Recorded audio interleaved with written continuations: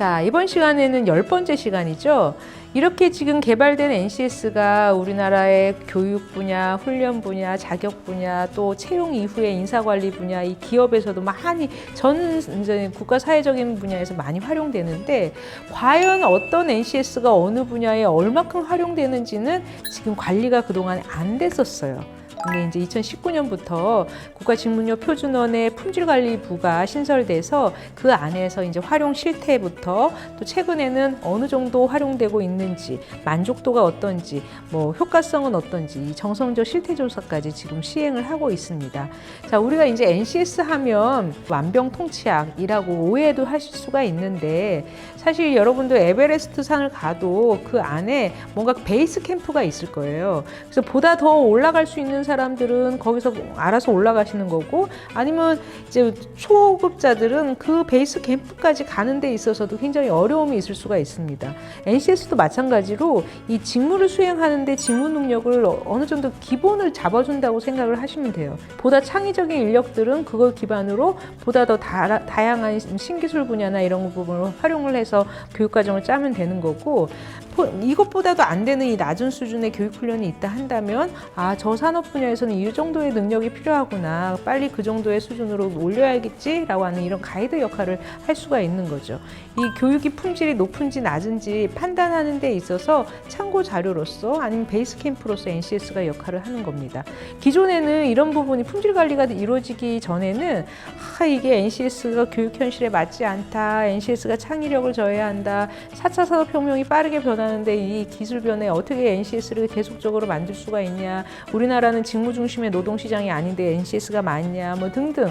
학교에서는 스펙 위주로 배웠는데 갑자기 직무 중심의 채용이 이게 맞냐, 개별 기업의 NCS 적용이 맞는 것이냐, 4년제 대학은 연구 중심인데 과연 이게 NCS가 맞느냐, 뭐 이런 비판이 굉장히 많았습니다. 그래서 NCS를 어떻게 바라봐야 될지가 굉장히 중요한데, 그러한 차원에서 2019년도에 NCS 품질관리 혁신 방안을 통해서 NCS 개발 개선을 고도화하고, 그러니까 기존에는 신규 개발에 포커싱 됐다 한다면 앞으로는 개선 쪽에 더 포커싱을 한다. 이제 그게 이제 첫 번째 과제였고, 두 번째는 NCS가 만들어진 걸 그대로 100% 다 활용하려고 하지 말고 그걸 유연하게 쓰자. 활용성이 높은 분야가 있을 뿐더러 어려운 부분도 있고, 또 NCS 자체가 또 완벽하지도 않은 부분도 있고, 유연하게 활용을 하자라는 게 두 번째 과제였습니다. 그리고 빨리 국가기술 자격에 연계해서 검정형을 바꾸고 과정평가형을 확대하자. 또한 일학습 병행도 확대하자라는 게 세 번째 과제였고, 이제 네 번째 과제가 이제 NCS 품질관리 체계를 구축하자라는 그 기반으로 품질관리부가 신설이 됐죠.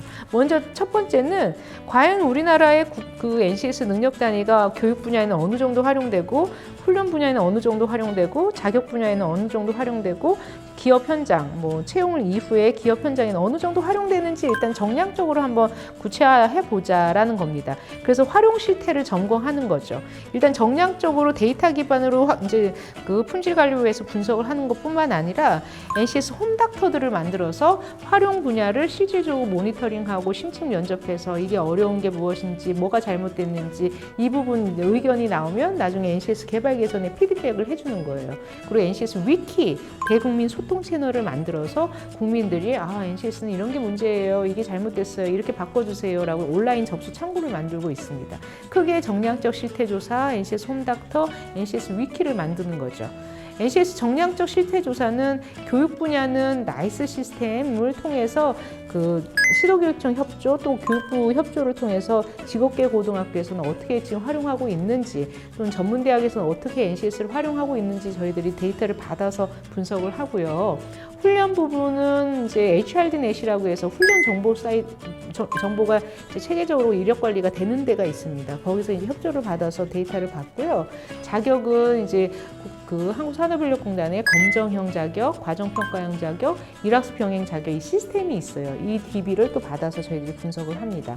인사관리는 일단은 공공기관 이제 그 정부 알리오를 통해서 공공기관 채용에 NCS를 얼마큼 활용되는지, 또 최근에 또 NCS 기업 활용을 통해서 민간 기업에 얼마큼 활용하는지를 데이터를 받아서 저희들이 분석하고 있습니다. 그래서 과연 NCS 계획 단계에서 유용한지 아니면 운영하는데 이게 적합한지 실질적으로 결과에서 효과가 있는지 만족도가 있는지도 이제 분석을 하죠.